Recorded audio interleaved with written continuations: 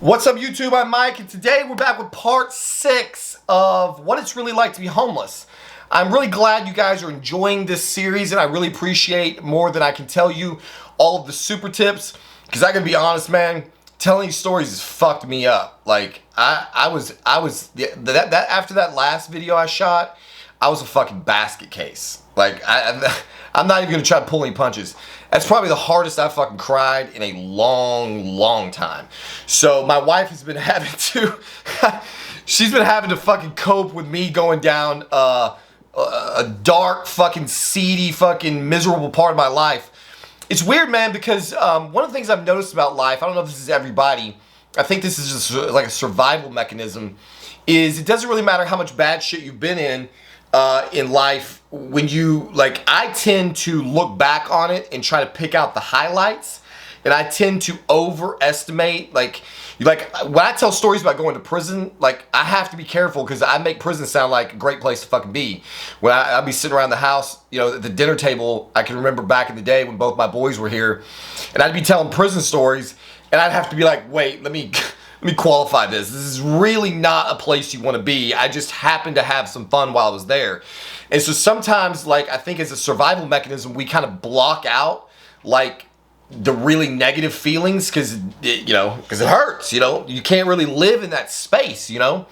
So, anyway, I think this is going to be a relatively safer story to tell. Where I left you, it was Thanksgiving, and none of my family had included me except for my cousin who came to pick me up. And so I had a little Thanksgiving dinner. You know, that's all fine and great. But like I said, it was a really awkward experience when you are now like last man to the party, and you're there because your cousin came and picked you up, and the whole family was just happily partying without you. And then they're kind of like, oh, hi, Michael. Like, how are you doing? Like, now they're just like being fake in your fucking face. Which is even worse, you know? Like, I don't know what would have been better, to have just been left out altogether, or to have been included, and then on top of that, have to deal with the fake concern and all of the, like, scowls. And I mean, I gotta give it to him, like, a little bit. You know, like, I was a tweaker, and I look like a fucking skeleton. You know, it's kind of, tweakers are not easy to be around, you know? Like, it's one thing when you're like a pothead or something, but if you've ever been around somebody who's in the throes of a meth addiction, like, that makes my skin itch, man, just being around somebody like that. So anyway, that, you know, Thanksgiving comes and goes, and maybe it tugged on Steve's heartstrings as well, because it was relatively soon after Thanksgiving that I finally heard back from Steve. So Steve finally starts responding to my messages, and he comes over to the Budget Suite. And again, like I said, my memory is dodgy. This is like 20 fucking years ago, over 20 years ago. I can't remember the exact order of things. I think what started out is he came by and picked me up, and we went on another run. This run was the run that helped me to finally start to understand one of the many reasons why Steve liked to run with me. Because, see, generally he was running with Angie. Fucked it up again. I'm probably going to fuck this girl's name up. It doesn't really matter. But regardless, I try to protect the innocent to the best of my ability. Everybody's here. It's whatever. So he generally was running with his girlfriend at the time, Angie. And he comes and picks me up, and he's like, hey, man, you know, you want to roll with me? And I'm like, fuck yeah, let's go. So I get high again. Life is fucking back to good. Get back with my boy, and we hit the fucking road.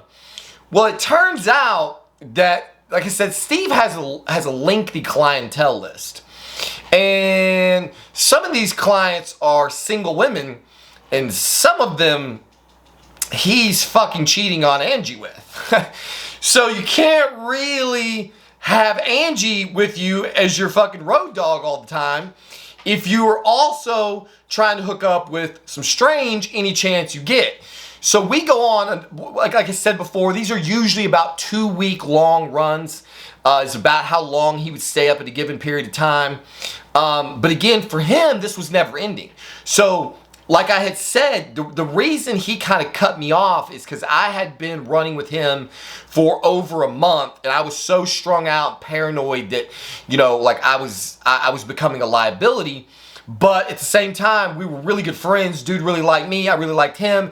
And as I'm explaining now, he had a vested interest because there was things he could do with me that he couldn't do with her in the picture. Somebody in the comments asked an interesting question that honestly never occurred to me during this entire time period. Somebody in the comments on one of my videos said, how is it that you were running with this guy, like the man who's moving all this weight, and you don't have any money?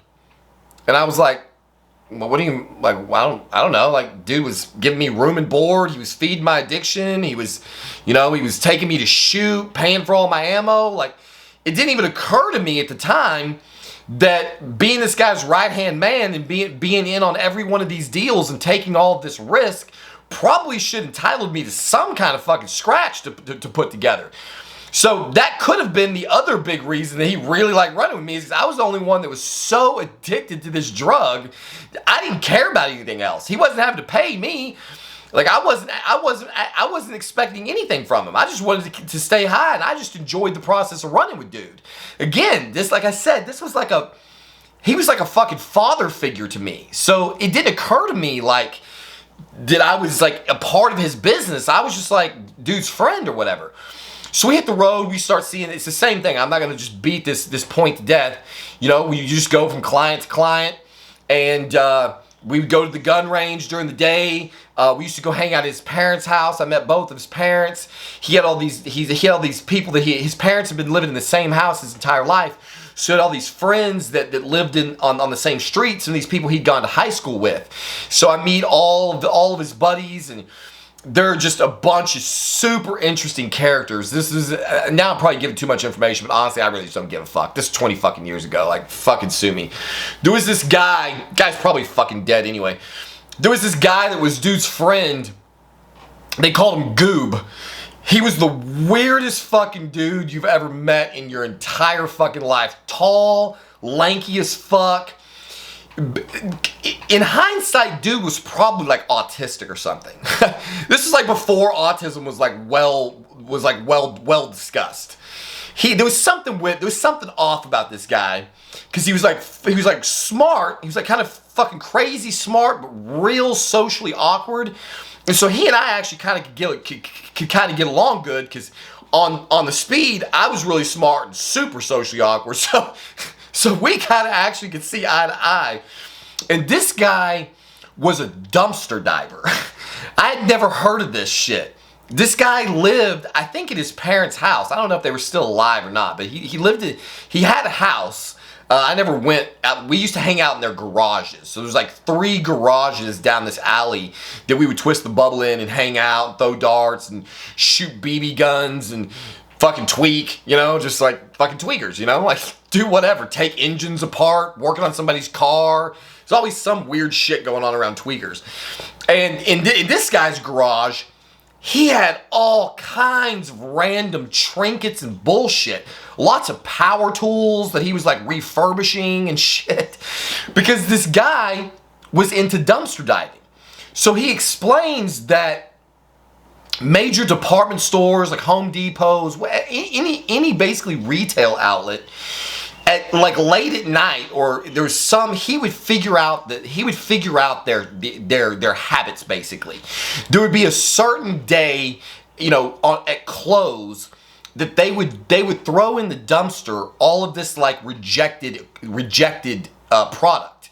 And it could be minorly damaged. It could have been returned for whatever reason, and they didn't know if it was. There's all kinds of reasons that some shit could get discarded, and a lot of it would be just like cosmetic damage. You know, so he would like, you know, it might be a purse or something that had like a mark on it. They couldn't sell it as new, and and some of these places just threw the shit away.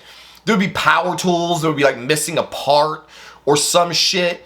And so he would get all of this shit out of these dumpsters, refurbish it to the best of his ability, and keep some of it and pawn the rest. And so he had this like little business going to support his habit, where he would go dumpster diving, reclaim, resalvage disposed goods, and then hawk them to whoever he could sell them to. Sell them on the streets, sell them to pawn shops, however he could move this shit. That's what he would do, and that's how he supported his habit. And so one time I was hanging out over there, and he's like, you know, he was gonna go dumpster diving, and he's like, you want to go with me? And I'm like, I don't know, dude. He's like, come on, it's fun. you just come with me. I'm like, fuck it. You got a bubble? He's like, yeah, we'll twist the bubble. We'll go fucking dumpster diving. And so that's what we did. This one night, this dude just takes me on this route, and he goes to all these dumpsters and gets in there, and, you know, most of it's like, I think of dumpster diving, I'm like, ugh, this is gonna be nasty, you know? You're gonna be getting in fucking refuse, you know? But a lot of these dumpsters, it wasn't like that dirty, because it was like merchandise, you know? Like some random trash might be in there, but for the most part, it was just like paper goods and shit like that. It wasn't like food products and crap. So it's relatively clean, still very dirty feeling, and it's embarrassing, you know? Like, you're out here like the middle of the night, digging through fucking dumpsters, you know, trying to find shit to salvage. But again, like my whole life, I've just always been about the experience. Like, you know, it's just like how many people in life have gone dumpster diving with like a pro dumpster diver? This guy he had a whole fucking system laid out, and it was remarkable to watch. One of the things that you find out if you get into the right portions of society, like when you get into the dregs of society, you will find out that human beings are not terribly different than like a forest ecosystem. Like there's all kinds of levels of human beings, and we all serve like a different function. So like if you've ever seen like a National Geographic, like maybe you were like watching Animal Planet because you were twisting the bubble at 3 o'clock in the morning, and like me, and you were watching Animal Planet, like just binge watching Animal Planet, you'll see like on Animal Planet, there'll be like, they'll have like a camera set up, and they'll show how like, you know, a tree falls in the forest, and then there's all these little bugs that go to work breaking down parts of the tree, or like some animal will die, and there'll be like the maggots that come first, and then this. And so basically there's this circle of life that processes all of the things in nature. So basically nothing goes to waste, because the animal dies, and then something eats that, and then something eats the thing that's eating that, and it's this perpetual process. It's like nature's recycling system. There's really like a similar thing going on amongst human beings. So you've got the Fortune 500 people who are throwing, you know, who are discarding their $5,000 Chanel bag to some like online retailer who's going to sell it for slightly, you know, who's going to sell it for less to some still high-end person, and then they're going to have it for a really long time until it's kind of fucked up and not really worth much, and then it's going to get sold down the line, and then one day maybe you'll find it, probably not a Chanel bag, but you know what I mean, like one day something that had a lot of value will end up in Goodwill or given away to a fucking homeless guy at a homeless shelter. You know, there's homeless guys walking around with Brooks Brothers shit on because it's been passed down and passed down and passed down. And so in the same way that in the forest, you've got these creatures that come along and pick up the refuse left behind by the other processes in life, you have human beings that basically serve this same function. So these department stores or these merchandise, you know, these hardware stores throw out a power drill because it's got a scuff in the plastic, and this $80 power drill gets fished out of the fucking dumpster by some tweaker dumpster diver who turns around and sells it to like some Mexican guy who builds houses and can't afford to buy brand new Ryobi power tools at sticker price, but he's more than happy to buy this reclaimed drill that's perfectly functional, just has a couple of fucking dings on it. And so everything in life gets recycled, even at the human level. Somebody's finding use for something. My wife does this shit all the time. I just believe in throwing shit away. She will fucking sell, I don't even know what she does it on, like Facebook or some shit. She sells all kinds of our old crap that we've used and don't need anymore, or one of my dumbass purchases. And the money she gets for some of our used crap is mind-blowing. And she's willing to do the work of posting it and bumping the post and taking all of the people who are haggling and doing all of this. And so she's part of this system too. She's selling used goods to people who are less fortunate than us, who are happy to clothe their children in our kids' used clothes or shoes or purses or whatever. And so it's really interesting experience. You know, if you happen to be a wealthy person and you've never seen the underbelly of society, it's very fucking interesting. The things that you find out are going on, you know, at the late hours of night while everybody's asleep. There's some fucking crazed tweaker in a fucking dumpster somewhere getting the power tool that you're gonna go buy from the fucking the pawn shop tomorrow. It's a crazy fucking world to be living in. And so that was one of the many things that I did during this period of time. But then, so, you know, it was back to running the streets with Steve. And I remember one night, like, I started getting real fucking spun. Same process. Steve was hopeful that I would be able to keep it together, but I could only keep it together for, I mean, there's a limit to how many, there's a limit to how much drugs you can do without eating and out sleeping before eventually it's going to catch up to you. And that was the thing. Like, I was one of these unique people. A lot of the people that I ran with, they would use large quantities of speed and function like totally normal human beings. Steve ate 3 meals a day. His junk worked perfectly fine. He was sleeping with multiple women. He had gotten his girlfriend pregnant.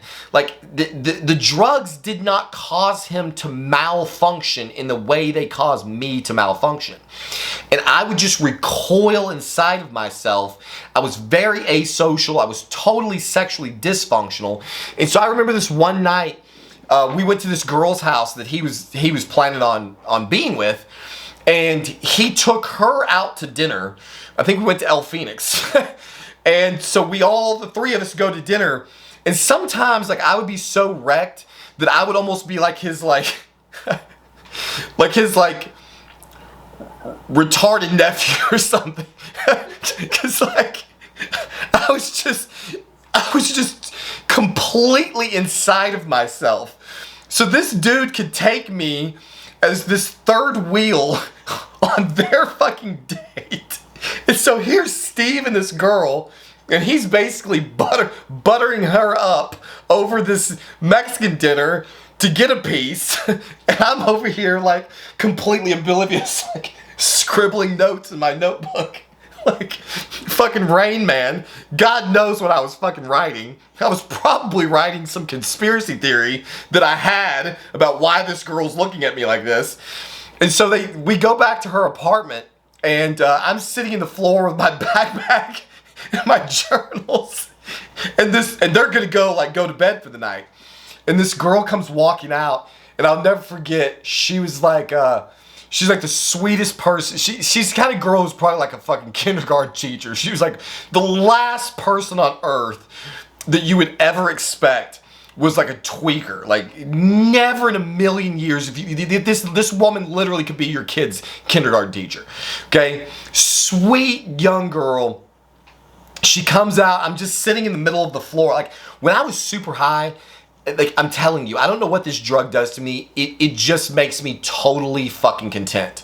Like, I could twist the bubble and just literally sit and just stare at the ceiling, stare at the wall. My thoughts just race. Like, I just live inside of this internal space. It's almost like a meditation.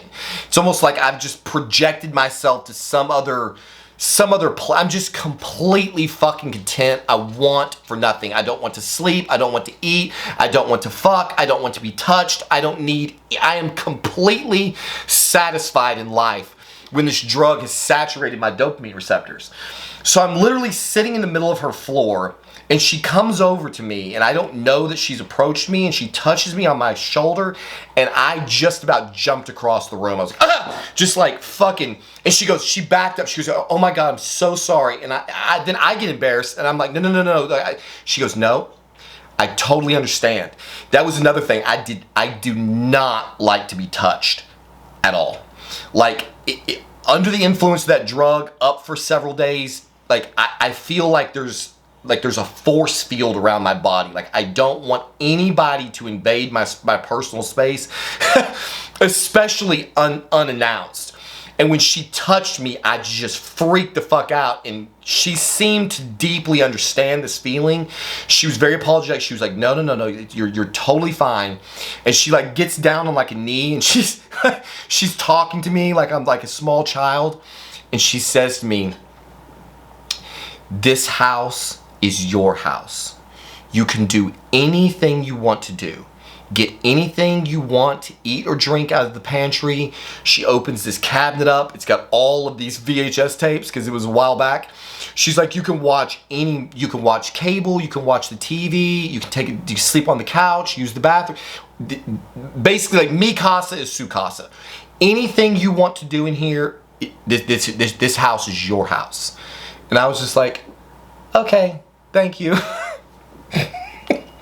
Back to scribbling. Dude, I'm telling you, like, I must have had 10 pounds of fucking journals in these backpacks. And so this was like probably 10:30, 11:30 at night. I sat right where she left me until he got out of bed for us to go run again at 7:30 in the morning. I sat there all night long doing God knows what. I'd never gotten the refrigerator. I never went to the bathroom that I can recall. Maybe I did. I certainly wasn't drinking anything. I really honestly do not know how I'm alive today. I sat there just high. I just didn't need anything else but to just be high. I probably had enough dope to keep me going all night. And I just sat there. And I remember Steve came. I remember hearing them get up. And I remember hearing the shower run. And at some point, Steve came walking out, and you could tell that he was freshly showered and had put clothes on. I don't know if they were new clothes or not. I can't remember. And he comes walking out of the hallway, and he kind of like comes to like a pause, and I'm like looking at him, except I'm probably like, how's it going, Steve? And he was like, dude, have you been sitting there all night? And I was like, yeah. He's like, are you okay? I'm like, yeah. He's like, you ready to go? Yeah. Got in the car and left. Went straight back to running. On the way walking to the car that morning, on the way to the car, he reached inside of his pants and he pulled out that 380 that he'd given me and he handed it back to me. And I looked at him and I looked at it and I took it and I put it in my pants and back we went to running. So we run. Probably another, like I said, couple weeks. I don't know how long this is going on, but it's going on long enough that Angie is pissed the fuck off. We ended up at more than one girl's place. There was another girl. Again, I'm giving way too much fucking information, but god damn it, I just don't give a shit.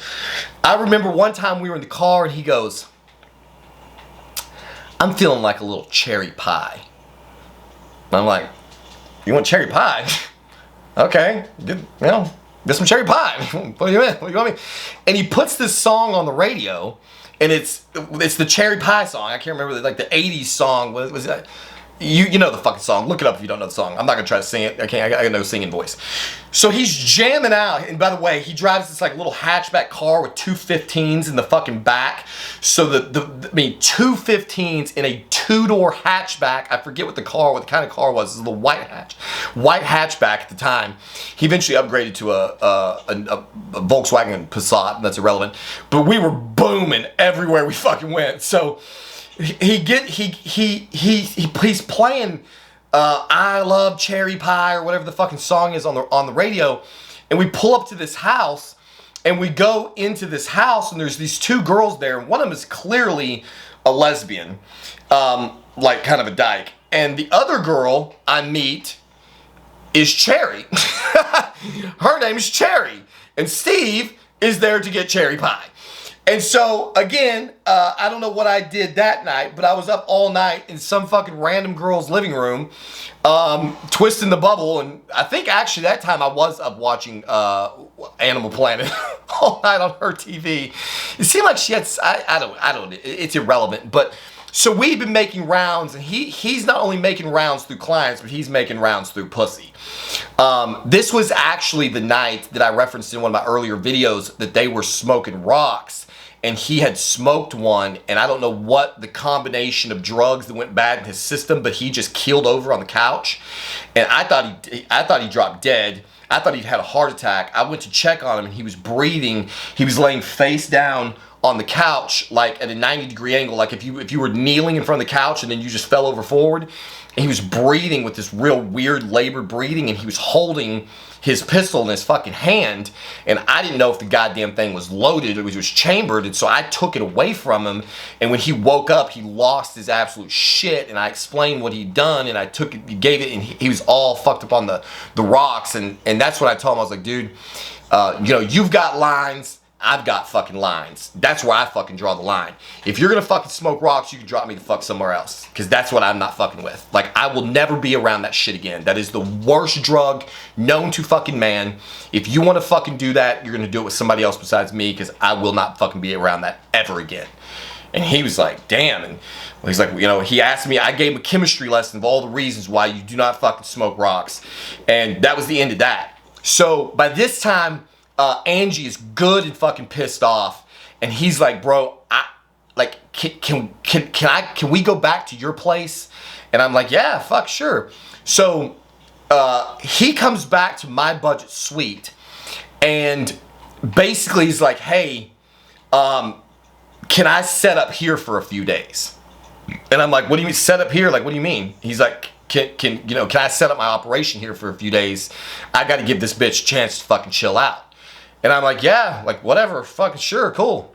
And so he gets on the fucking phone, and within like an hour or so, here comes all these fucking guys. There's like 3 or 4 fucking guys come in with these briefcases. And not briefcases, like Pelican cases, except like bigger Pelican cases.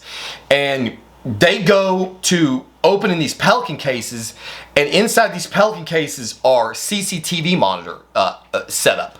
And so I know a couple things. Like I said, it's one of the reasons I was around.